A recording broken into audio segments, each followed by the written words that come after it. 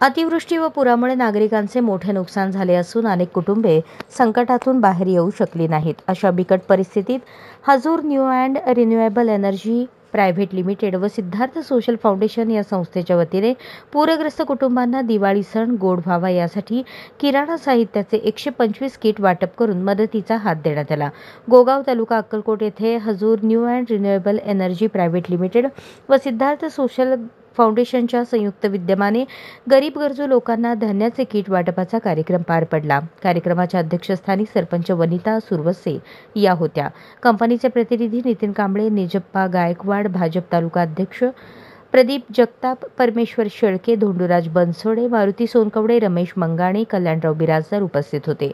गोगावच्या सरपंच वनिता सुरवसे म्हणाल्या, सामाजिक बांधिलकी म्हणून हा जो उपक्रम राबवला आहे तो खूप कौतुकास्पद आहे. अतिवृष्टी आणि पुरामुळे आर्थिक संकटात सापडलेल्या गोरगरीब कुटुंबांचा आधार व्हावा यासाठी नेहमीप्रमाणे मदत केली. त्यांचे कार्य कौतुकास्पद आहे.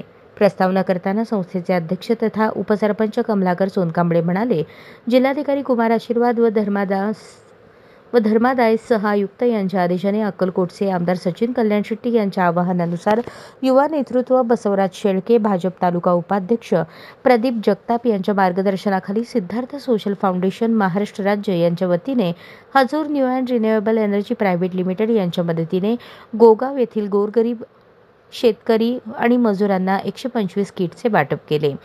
मनोगत व्यक्त करताना कल्याणराव बिराजदार म्हणाले, संस्थेचे सामाजिक उपक्रम चांगले असून अध्यक्ष कमलाकर सोनकांबळे हे जनहिताचे काम करत असतात. कार्यक्रम यशस्वी करण्यासाठी शांतकुमार बनसोडे, प्रदीप जगताप, परमेश्वर गायकवाड, सूर्यकांत जिरगे, निगण्णा तावरखेड, विजयकुमार गायकवाड, मौला नदाफ, नामदेव बनसोडे, असलम मुल्ला, आकाश गायकवाड, विनोद बनसोडे, संजय गायकवाड, जगन्नाथ सुरवसे, साहेबण्णा जमादार यांनी परिश्रम घेतले.